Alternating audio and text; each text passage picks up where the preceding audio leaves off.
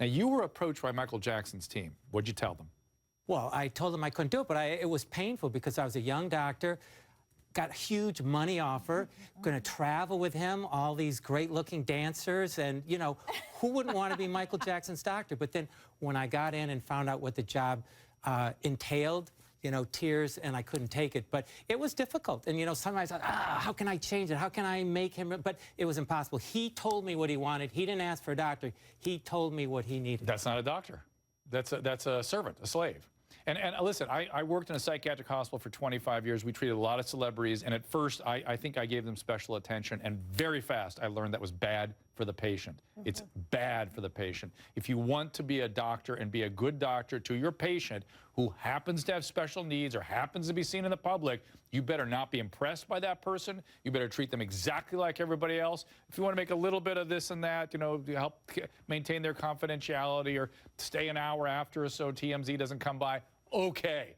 But traveling 2,000 miles, I'm not so sure. And I suspect, I don't know what you feel, but I suspect he had somebody there in Minnesota, right? He had some doctor doing that sort of concierge-y service. Almost without question. Yeah. I took care of another very famous rock star, and I'm like, how did you get these prescriptions for so long? And he said, I have a thing, Rob. He says, it's like fly fishing. I throw out the rod, and I reel it in, and God damn it, I almost always hook a doctor. And I remember, and you know, the celebrities that makes me so angry. I can't even tell you. I've literally had doctors lay down at the threshold of the psychiatric hospital and go, you don't understand how special this person is. I go, this guy's a drug addict. Get out of the way. Let him get treatment, for God's sake. Also, this reminds me of Ozzy Osbourne when he was going to one doctor and not telling that doctor that he got X, Y, and Z from another doctor. And these doctors had no idea that he was already being prescribed. And then finally, the doctor that prescribed charged hundreds of thousands of dollars when it comes out in the LA Times, his deal to make it all happen. Well, that's why that database is so important, that they maintain the integrity of that. That's why the doctors, all the doctors, are informed of what's really going on here. It's a new thing, but it's still something people can get around. And again, this combo, I don't know what you feel about this, Dr. Huizenga, but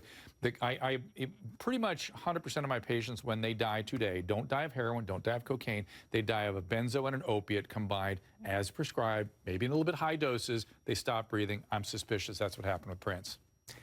I would think the exact same thing happened. It's that mixing of drugs, and he maybe did some recreational stuff in addition. First time I've really had a peer here sitting on the stage with me. You know, I've had other physicians, but I know you've treated, you know, celebrities and stuff, and I've had to do the same thing. 80% of the opiates prescribed in the world are prescribed in this country. What are we doing? What is the plan? Do we have more pain? Are we more enlightened with our approach to pain? Or we just have a culture of A, fixing everything, and B, having to satisfy patients because the patient satisfaction surveys and the insurance companies demand it? Doctors are beholden to the patients. Doctors give way too many antibiotics because patients pay money and they want it. Doctors give too much pain medicine for things that are totally unindicated. Yep.